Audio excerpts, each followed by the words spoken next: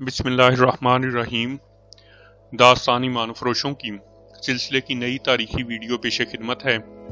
तमाम सामीन से गुजारिश है कि वीडियो को लाइक करें, चैनल को सब्सक्राइब करें और बेल आइकन को भी प्रेस कर दें ताकि हर नई आने वाली तारीखी वीडियो आपको वक्त पर मिलती रहे। ये मेरा फर्ज है, उसने जवाब दिया। अगर हरम से कोई एक भी हसीना गायब हो गई तो मोहतरम किलादार उसकी जगह मेरी बहन को उठा लाएंगे। तो इसका मतलब ये हुआ कि तुम अपनी बहन की हिफाजत के लिए आए हो? लड़की ने मुस्कुरा कर कहा। अगर मैं उसकी हिफाजत कर सकता तो आज एक लड़की से ये ना कहलवाता कि तुम कौन हो और यहाँ क्या कर रहे हो। उसने चेहरे पर उदासी का तासर पैदा करके कहा, मैं अपनी बहन की हिफाजत नहीं कर सका था, इसलिए आपकी हिफाजत में पूरी एहतियात कर रहा हूँ। उसने आह भर कर कहा, वो भी आप जैसे थी, बिल्कुल आप जैसी। मुझे रोकने की कोशिश ना करें कि मैं क्या कर रहा हूँ। उसने अंधेरे में जो तीर चलाया था वो निशाने पर लगा। उसने औरत की जज्बातियत पर तीर चलाया था। वो भी जवान लड़की थी, पूछे बगैर न रह सकी कि वो अपनी बहन की हिफाजत नहीं कर सका था तो क्या हुआ था? क्या उसकी बहन अगवा हो गई थी? अगर वाक करने वाले मुसलमान होते या वो खुद किसी मुसलमान के साथ घर से भाग जाती तो मुझे इतना अफसोस ना होता। उसने कहा, दिल को ये कहकर तसल्ली दे लेता कि कोई उससे शादी कर लेगा या उसे किसी मुसलमान अमीर के हरम में दे दिया जाएगा। उसे सलीबियों ने अगवा किया है, एक नहीं दो बहनों को। मैं उनकी हिफाजत नहीं कर सका। लड़की ने उससे पूछा कि वो कहां से और किस तरह अगवा हुई। उसने वही यरूशलेम वाली कहानी सुना दी और अपने फरार की कहानी ऐसी सनसनीखेज बनाकर सुनाई कि लड़की का चेहरा बताता था जैसे ये तीर उसके दिल में उतर गया है। उसने कहा, मैं वहां से पैदल ये इरादा लेकर आया हूं कि सलाहुद्दीन अय्यूबी की फौज में शामिल होकर सिर्फ अपनी बहनों का ही नहीं, उन तमाम बहनों का इंतकाम लूंगा जिन्हें सलीबियों ने अगवा किया है। किलादार ने मुझे अपने मुहाफिज दस्ते में रख लिया है। उसने और भी बहुत सी जज्बाती बातें की जो लड़की के दिल में उतर दी गई। अंतनून अच्छी तरह जानता था कि हरम की लड़कियों के जज्बात नाजुक होते हैं, लेकिन अखलाकी लिहाज से वो कमजोर होती हैं। वजह साफ है, एक आदमी की एक दर्जन या इससे भी ज्यादा बीवियां हों तो कोई भी दावा नहीं कर सकती कि ये आदमी उसी को चाहता है, और जब बीवियां बगैर निकाह के हरम में कैद रखी हुई हों तो इन्हें मोहब्बत का इशारा भी नहीं मिलता। जवान लड़की के कुछ जज्बात भी होते हैं। हरम की जवान लड़की ये भी जानती है कि चंद साल बाद उसकी कदर कीमत खत्म हो जाएगी। अंतनून को मालूम था कि हरम की लड़कियों ने अपने ख्वाबों और रोमानों को दबा के रखा होता है और वो चोरी छुपे अपने खामद या आका के किसी जवान दोस्त या किसी जवान और खूबरू मुलाजिम के साथ इश्क और मोहब्बत का नशा पूरा कर लेती हैं। अंतनून के सामने चूंकि यही लड़की इत्तेफाक से आ गई थी, इसलिए उसने इसी के जज्बात से खेलने की कोशिश की। अपने जासूसी के मकासद के लिए उससे हरम की एक लड़की के दोस्त आने की जरूरत थी। उसे ट्रेनिंग में बताया गया था कि गुमशदगीन जैसे अय्याश गवर्नर और उमरा रक्स और शराब की महफिलें जमाते हैं जिनमें हरम की लड़कियां भी शरीक होती हैं। शराब और औरत के नशे में इन लोगों की जुबानें बेकाबू हो जाती हैं, लिहाजा राज इन्हीं महफिलों और ज़ियाफ़तों में बेनकाब होते हैं। अंतनून और उसके साथी जासूस अली बिन सफियान के तरबियत याफ्ता थे और सुल्तान सलाहुद्दीन अय्यूबी ने इन्हें बेदरेग माली और दीगर मराहत दे रखी थी। कोई जासूस दुश्मन के इलाके में पकड़ा या मारा जाता तो सुल्तान अय्यूबी उसके खानदान को इतना ज्यादा मुश्किल वजीफा दिया करता था कि माली लिहाज से इस खानदान को किसी की मोहताजी महसूस नहीं होती थी। अंतनून ने इस लड़की पर ऐसा असर पैदा कर दिया जो उसके चेहरे से अयां था। उसे उम्मीद नजर आने लगी कि ये लड़की उसके जाल में आ जाएगी। वो वहां से हटने लगा तो लड़की ने उसे दबी जुबान में कहा, पिछली तरफ एक बागीचा है, रात के दूसरे पहर वहां भी आकर देख लेना, मकान में कोई उधर से भी दाखिल हो सकता है। लड़की के होंठों पर जो मुस्कुराहट थी उसने दिल की बात कह दी। बॉडीगार्ड के फराइज में रात को पहरा देना नहीं होता था। वो बड़े दरवाजे के सामने नहायत अच्छे लिबास में चमकती हुई बर्चियां थामे नुमाइश के लिए मौजूद रहते थे, और जब बॉडीगार्ड्स अपने आका के साथ होते वो उसकी हिफाजत के जिम्मेदार होते थे। उनका असल काम मैदानी जंग में सामने आता था जब वो अपने आका के साथ साथ रहते थे। अंतनून रात के दूसरे पहर बागीचे में चला गया और टहलता रहा। यह मकान महल जैसा था। अंदर से गाने बजाने और नाचने की आवाजें आ रही थी। अंतनून ने उन मेहमानों को बड़ी गौर से देखा था जो आए थे। इनमें 2-3 सलीबी भी थे। वो बागीचे में कुछ देर टहला तो पिछले दरवाजे से लड़की निकली और उसके पास आ गई। आप क्यों आई हैं? अंतनून ने अनजान बनकर पूछा। और तुम क्यों आए हो? लड़की ने पूछा। आपका हुक्म बजा लाने, अंतनून ने जवाब दिया। آپ نے حکم دیا تھا کہ رات کے دوسرے پہر باغیچے میں آ کر دیکھ لینا، کوئی ادھر سے بھی داخل ہو سکتا ہے۔ اس نے پوچھا، آپ اتنی گرما گرم محفل چھوڑ کر باہر کیوں آ گئی ہیں؟ وہاں دم گھٹتا ہے، لڑکی نے جواب دیا، شراب کی بو سے متلی آنے لگتی ہے۔ آپ شراب کی عادی نہیں؟ نہیں، لڑکی نے جواب دیا، میں یہاں کی کسی بھی چیز کی عادی نہیں ہو سکی، بیٹھ جاؤ۔ اس نے پتھر کے ایک بینچ پر بیٹھتے ہوئے کہا، میں مالکہ کی برابری کی جرت نہیں کر سکتا۔ انتانو نے کہا، کسی نے دیکھ لیا تو؟ دیکھنے والے شراب میں بدمست ہیں۔ لڑکی نے کہا، بیٹھو اور اپنی بہنوں کی باتیں سناؤ۔ انتانو نے اپنے فن کے کمالات دکھانے شروع کر دیے اور لڑکی اس کے قریب ہوتی گئی۔ وہ بات کو بہنوں سے پھیر کر اپنے آپ پر لے آئی۔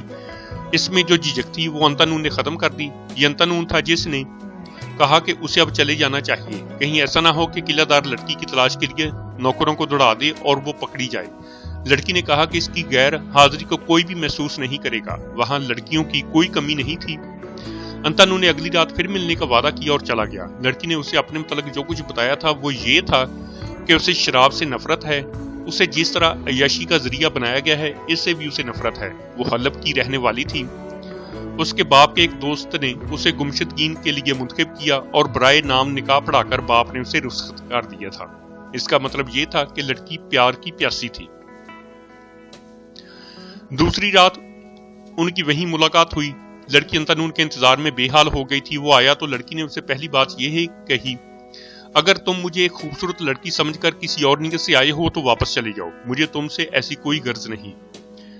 جس روز میں بدنیتی کا اظہار کیا اس روز میرے منہ پر تھوک کر اندر چلی جانا۔ انتانون نے کہا، میں تمہیں اپنی بہنوں جیسی پاکیزہ لڑکی سمجھتا ہوں، لیکن مجھے ابھی بہن نہ کہنا۔ لڑکی نے سنجیدگی کو مسکراہٹ میں بدل کر کہا، معلوم نہیں میں کسی وقت کیا فیصلہ کر بیٹھوں، یعنی تم میرے ساتھ کہیں بھاگ چلنے کا فیصلہ کرو گی؟ یہ تم پر منحصر ہے۔ لڑکی نے کہا، ساری عمر چوری چھپے ملتے تو نہیں گزرے گی، تم یہاں 8 یا 10 دنوں کے لیے آئے ہو، چلے جاؤ گے تو میں تمہاری صورت کو بھی ترستی رہوں گی۔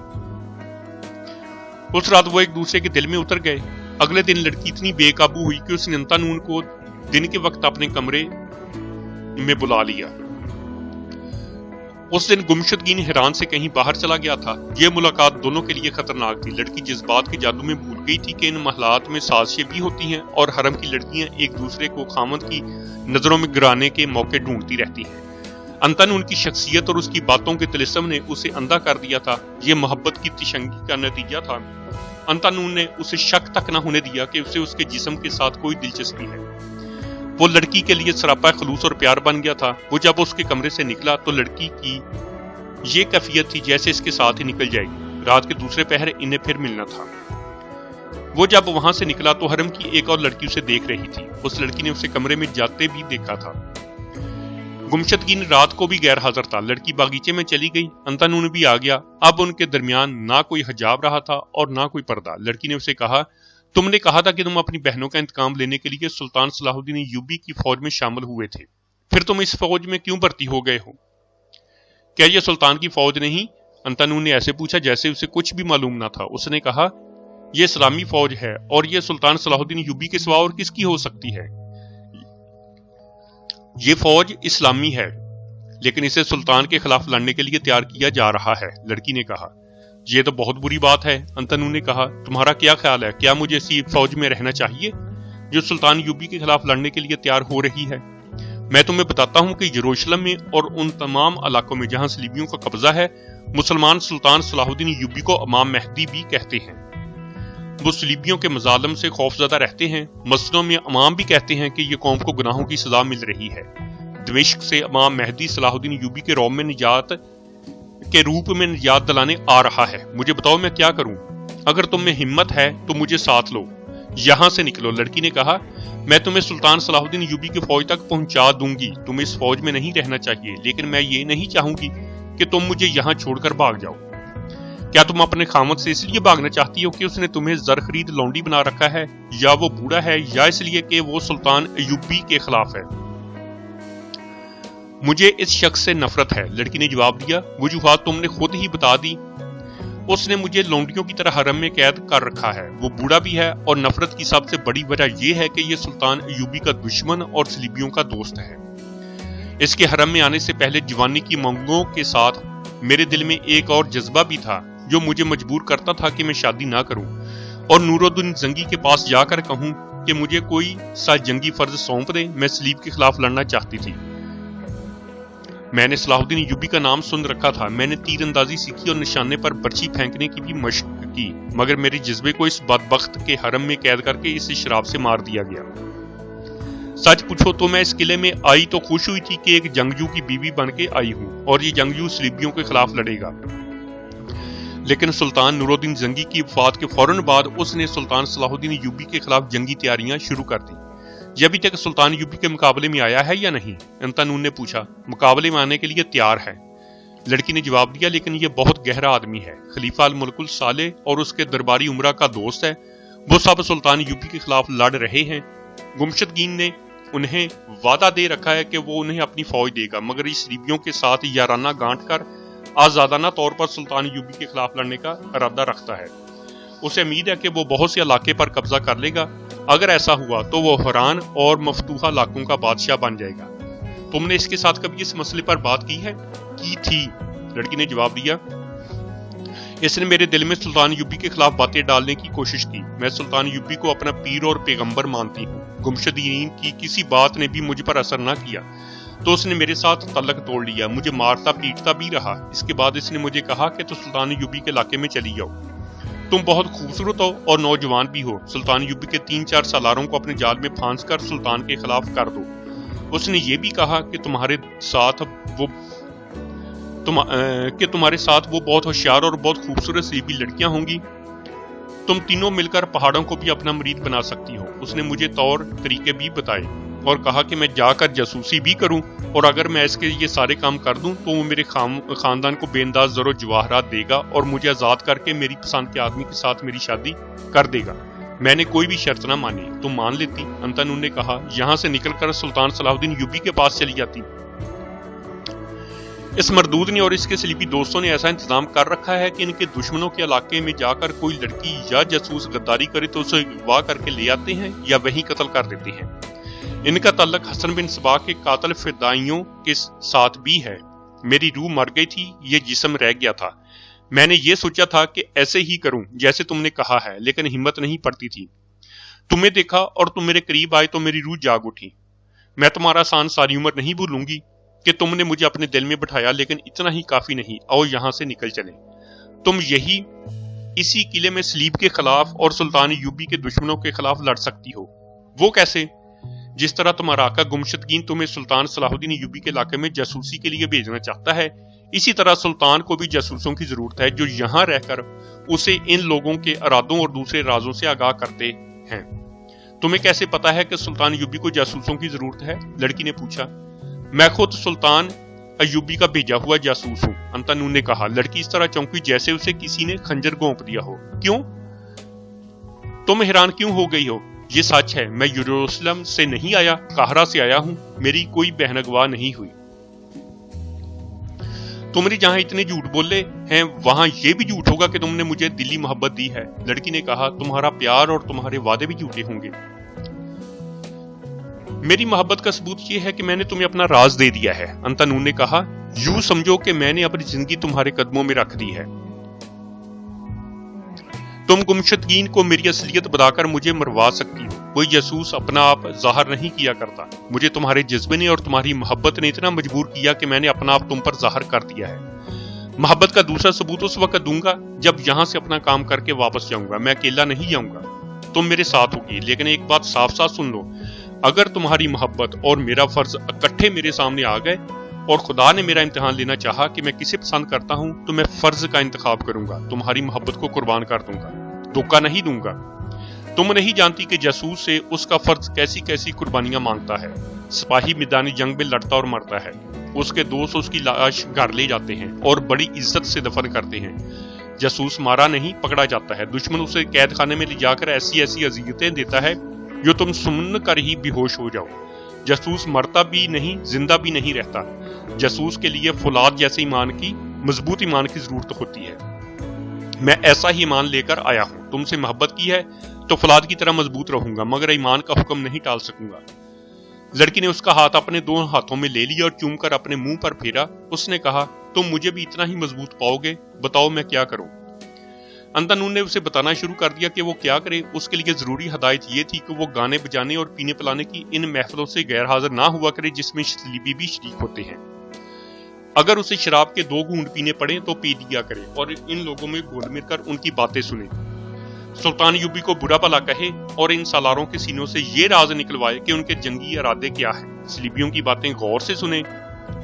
انتنون نے اس سے ان 2 سالاروں کے متعلق پوچھا جن کے متعلق بتایا گیا تھا کہ ہندوستان کے رہنے والے ہیں. شمس الدین علی اور شاد بخت کو میں اچھی طرح جانتی ہوں. لڑکی نے کہا, گمشدگین ان کے بغیر کوئی قدم نہیں اٹھاتا. وہ اکثر یہاں آتے ہیں, راگ رنگ میں بھی شریک ہوتے ہیں لیکن شراب نہیں پیتے. تم ان کے قریب ہو جاؤ. انتنون نے کہا, باتوں باتوں میں ان سے پوچھنا کیا الرستان میں برف پگھل رہی ہے. وہ تم سے پوچھیں گے کیا تم الرستان جا رہی ہو, تو مسکرا کر کہنا ارادہ تو یہی ہے. اس کے بعد وہ تمہارے ساتھ کچھ باتیں کریں گے اور شاید یہ بھی پوچھیں کہ ادھر سے کون آیا ہے. تم بتا دینا کہ وہ تمہیں مل جائے گا. میں کچھ سمجھی نہیں. لڑکی نے کہا, سب سمجھ جاؤ گی. انتنون نے کہا, فاطمہ میں تمہیں کبھی ان جمیلوں میں نہ ڈالتا, لیکن فرض کا تقاضا ہے کہ ہم اپنی عزیز ترین شے کو بھی اپنے فرض پر قربان کر دیں. تم مجھے قربان کر دو, میں تمہیں قربان کر دوں. گھبرا نہ جانا فاطمہ, آنے والا وقت معلوم نہیں ہمارے لیے کیسے کیسے مصائب اور کیسی کیسی آزمائشیں لا رہا ہے. اگر ہم دونوں قید خانے کی جہنم میں چلے گئے یا مارے بھی گئے تو ہمارا خون ضائع نہیں ہوگا. خدائے ذوالجلال ہمیں فراموش نہیں کرے گا. اسلام کی عظمت کی پاسبانی خون دیے بغیر نہیں ہو سکتی. تم مجھے ثابت قدم پاؤ گے. فاطمہ نے کہا, تم نے میرے اس جذبے کو بھی زندہ کر دیا ہے جو میں سمجھتی تھی کہ مر گیا ہے. میں جا رہا ہوں. انتنون نے کہا, اپنا کام آج سے ہی شروع کر دو. انتنون چلا گیا. فاطمہ اسے دیکھتی رہی. وہ اس کی نظروں سے اوجھل ہو گیا تو فاطمہ نے محسوس کیا کہ وہ اکیلی نہیں, اس کے پاس کوئی کھڑا تھا. اس نے بدک کر دیکھا, حرم کی ہی ایک لڑکی تھی. وہ بھی فاطمہ کی ہی طرح جوان اور خوبصورت تھی. اس نے کہا, فاطمہ اس محبت کا انجام سوچ لو. تم آزاد نہیں ہو. میرے جذبات بھی تم جیسے ہیں. میں بھی پنجرہ توڑ کر اڑ جانا چاہتی ہوں لیکن یہ ممکن نہیں. ہماری قسمت میں جو لکھا تھا وہ ہمیں مل گیا ہے. دل کو کچل ڈالو. اگر دل کی تسکین کا سامان کرنا ہی ہے تو اور بہت ہے. اپنے محافظ کو اتنا بڑا درجہ نہ دو. کون محافظ؟ فاطمہ نے حیران سا ہو کے پوچھا, تم کیا کہہ رہی ہو؟ میں نے ابھی وہ نہیں کہا جو میں نے سنا ہے. دوسری لڑکی نے کہا, مجھ سے اب کچھ چھپانے کی کوشش نہ کرو. تم نے اس کے ساتھ جو سودا کیا ہے وہ تمہیں بہت مہنگا پڑے گا. یہ کہہ کر وہ چلی گئی اور فاطمہ وہیں کھڑی اندھیریز خلاؤں میں گھورتی رہی. اسے یاد آ گیا تھا کہ انتنون اسے کہہ گیا تھا کہ اپنا کام آج ہی سے شروع کر دو. اسے یہ بھی یاد آ گیا کہ اس نے انتنون سے کہا تھا کہ تم مجھے ثابت قدم پاؤ گے. اس نے دل ہی دل میں اس لڑکی پر لعنت بھیجی اور اپنے آپ سے کہا کہ حرم میں ایسی باتیں تو ہوتی ہی رہتی ہیں. کوئی لڑکی کسی لڑکی کو ہمدردی سے کچھ سمجھاتی ہے اور بعض آقا کی نظر میں ایک دوسرے کو گرانے کی کوشش کرتی ہے. اسے اب ایک سہارا اور قومی جذبے کی تسکین کا ذریعہ مل گیا تھا, مگر وہ ناتجربہ کار تھی. اسے معلوم نہیں تھا کہ حرم میں کچھ بھی کسی سے چھپایا نہیں جا سکتا, اور یہ بھی کہ اس ماحول میں اخلاق اور کردار ناپید ہے اور یہاں کسی بھی وقت کوئی بھی انہونی ہو سکتی ہے. گناہوں کے اس پراسرار دنیا میں وہ بہت بڑا خطرہ مول لے رہی تھی. 2-3 روز بعد اس کی ملاقات شمس الدین اور شاد بخت سے ہو گئی. اس رات بھی گمشدگین نے بزم عیش و طرب منعقد کی تھی. اپنے سالاروں, صلیبی مشیروں اور اعلیٰ افسروں کو اپنے ہاتھ میں رکھنے کے لیے وہ انہیں خوب عیش کراتا تھا. ان 2-3 دنوں کی ملاقاتوں میں انتنون نے فاطمہ کو ٹریننگ دے دی تھی. فاطمہ اس ضیافت میں خوب دلچسپی لے رہی تھی. گمشدگین حیران ہوتا ہوگا اور خوش بھی کہ اس لڑکی میں تبدیلی آ گئی ہے. وہ ہر کسی کے ساتھ ہنس کر باتیں کر رہی تھی. وہ شمس الدین کے پاس جا رکی اور ادھر ادھر کی باتیں کرتے کرتے اس نے کہا, کیا الرستان میں برف پگھل رہی ہے؟ سالار شمس الدین چونک اٹھا. گمشدگین جیسے چلاک اور سخت مزاج قلعہ دار کے حرم کی کسی لڑکی کی زبان سے ایسے الفاظ نکلنے کی اسے توقع نہیں تھی, کیونکہ یہ سلطان ایوبی کے جاسوسوں کے خفیہ الفاظ تھے جو بول کر جاسوس ایک دوسرے کو پہچانتے تھے. ان الفاظ سے جاسوسوں کے سوا اور کوئی واقف نہیں ہو سکتا تھا. شمس الدین کو یہ بھی معلوم تھا کہ اس قلعے میں کوئی جاسوس قید نہیں تھا جس نے یہ الفاظ بتا دیے ہوں. اس نے کوٹ کا اگلا مکالمہ بولا, کیا تم الرستان جال رہی ہو؟ فاطمہ نے مسکرا کر کہا, ارادہ تو یہی ہے. شمس الدین باتیں کرتے کرتے فاطمہ کو لاگ لے گیا. دوسرے لوگ شراب اور رقص میں محو تھے. شمس الدین نے اس سے پوچھا, तुम जानती हो मैं सलार हूँ। मैं कुछ और भी जानती हूँ। फातिमा की मुस्कुराहट में तंज नहीं, अपनाइयत और एक मतलब था। कौन आया है? शमसुद्दीन ने राजदारी से पूछा। वो आपको मिल जाएगा, फातिमा ने जवाब दिया। तुम जानती हो कि मुझे धोखा देकर तुम्हारा अंजाम क्या होगा? धोखा नहीं, फातिमा ने जवाब दिया। आप टहलते बड़े दरवाजे तक चले जाएं। वहां 2 मुहाफिज खड़े हैं, पूछना कि यरूशलेम से कौन आया है। शमसुद्दीन दरवाजे पर चला गया। वहां 2 मुहाफिज खड़े थे जिन्हें वो जानता था। उसने पूछा, तुम में से यरूशलेम से कौन आया है? अंतनु ने आगे बढ़कर बताया कि वो यरूशलेम से आया है। शमसुद्दीन ने पूछा, तुम अगर अरस्तान की तरफ से आए हो तो वहां बर्फ पिघल रही होगी। क्या आप अरस्तान जा रहे हैं? अंतनु ने पूछा। इरादा तो यही है, शमसुद्दीन ने मुस्कुराकर कहा। जब उसे यकीन हो गया कि अंतनु वाकई जासूस है तो उसने पूछा, वो लड़की धोखा तो नहीं दे रही? नहीं, अंतनु ने जवाब दिया। मुलाकात का मौका दें, सारी बात बताऊंगा। मुलाकात का मौका पैदा कर लिया गया। शमसुद्दीन आकर सालार था, वो मौका पैदा कर सकता था। उसने अंतनु से पूछा कि उसने फातिमा को किस तरह अपने जाल में फांसा है और वो किस तरह इतना काबिल एतमाद समझता है कि उसे खुफिया कोड अल्फाज तक बता दिए हैं। अंतनु ने उसे शुरू से आखिर तक सुना दिया कि ये लड़की किस तरह उसे मिली और उनके दरमियान क्या क्या बातें हुई थी। इसके साथ ही आज की ये तारीखी वीडियो खत्म हुई है। इंशाल्लाह जल्द ही दोबारा नई एक और तारीखी वीडियो के साथ दोबारा हाजिर होंगे। अल्लाह हाफिज।